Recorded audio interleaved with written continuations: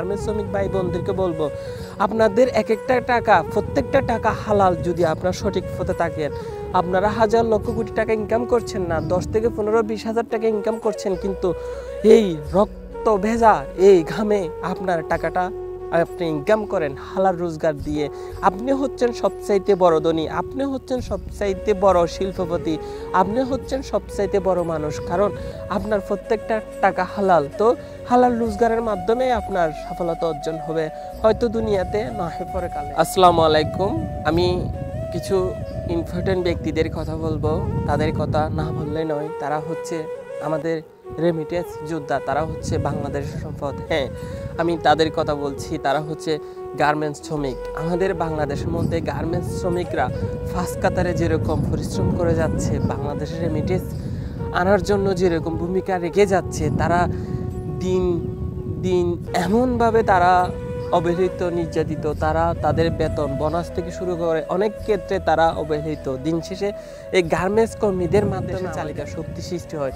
এই গার্মেন্টস কর্মীদের মাধ্যমে বাংলাদেশের পোশাক শিল্পের মাধ্যমে অনেক রেমিটেন্স আসে, রপ্তানির মাধ্যমে আমাদের দেশটার অর্থনীতি মজবুত হয়। কিন্তু দিন শেষে গার্মেন্টস কর্মীদেরকে আমরা হয়ে প্রতিপন্ন করে কথা বলি।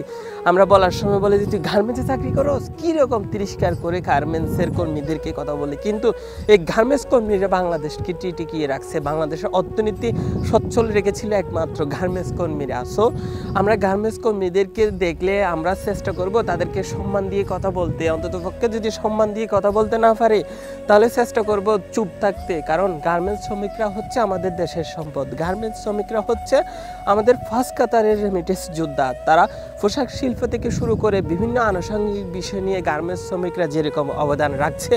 আমি যে পোশাকটা পরে আছি এটা গার্মেন্টসের তৈরি, আমি যে ফ্যানটা পরে আছি এটা গার্মেন্টসের তৈরি, আমি যে জুতাটা পরে আছি সেটা গার্মেন্টসের তৈরি। সো আমরা চেষ্টা করব গার্মেন্টস শ্রমিকদেরকে যথাযথ মূল্যায়ন করতে।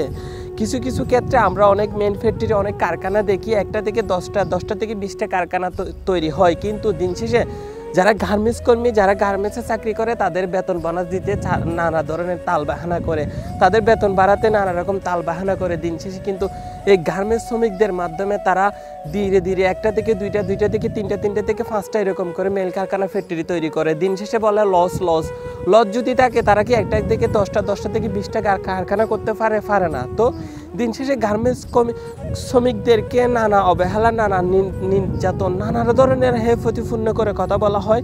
এমনকি তাদেরকে অনেকক্ষণ পর্যন্ত জোরপূর্বক তাদেরকে ওভারটাইম করা হয়।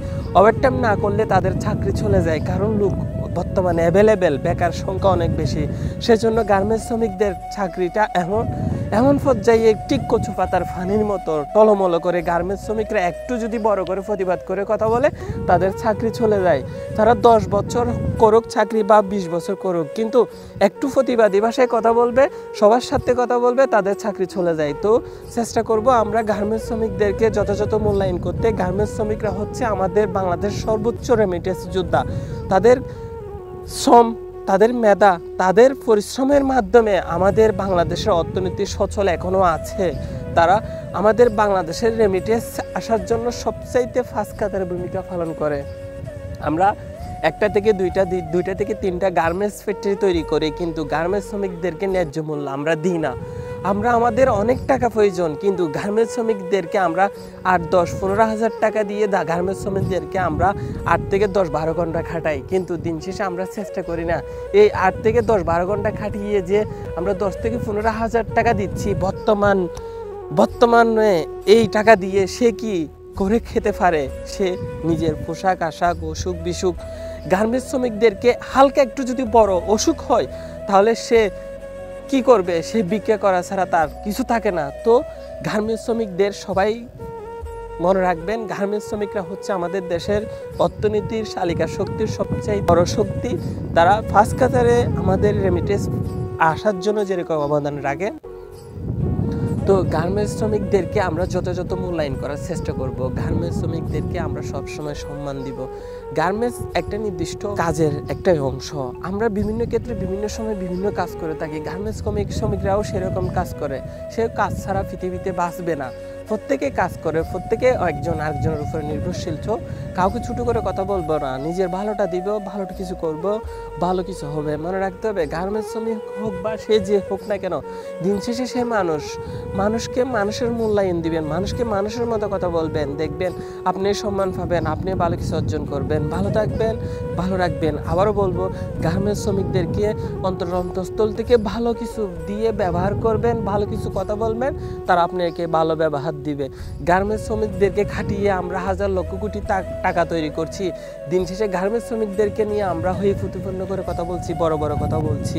এটা অন্ততপক্ষে দুনিয়ার মধ্যে যদি আপনি বেঁচে যান, পরকাল আপনার কঠিন শাস্তি অপেক্ষা করছে। আর গার্মেন্টস শ্রমিক ভাই বোনদেরকে বলবো, আপনাদের এক একটা টাকা, প্রত্যেকটা টাকা হালাল যদি আপনার সঠিক পথে থাকেন। আপনারা হাজার লক্ষ কোটি টাকা ইনকাম করছেন না, 10 থেকে 15-20 হাজার টাকা ইনকাম করছেন, কিন্তু এই রক্ত ভেজা এই ঘামে আপনার টাকাটা আপনি ইনকাম করেন হালাল রোজগার দিয়ে। আপনি হচ্ছেন সবচাইতে বড় ধনী, আপনি হচ্ছেন সবচাইতে বড় শিল্পপতি, আপনি হচ্ছেন সবচাইতে বড় মানুষ, কারণ আপনার প্রত্যেকটা টাকা হালাল। তো হালাল রোজগারের মাধ্যমে আপনার সফলতা অর্জন হবে, হয়তো দুনিয়াতে না হয় পরকালে একদিন আপনার ভালো কিছু অর্জন হবে। ভালো থাকবেন, ভালো রাখবেন। ধন্যবাদ। আসসালামু আলাইকুম।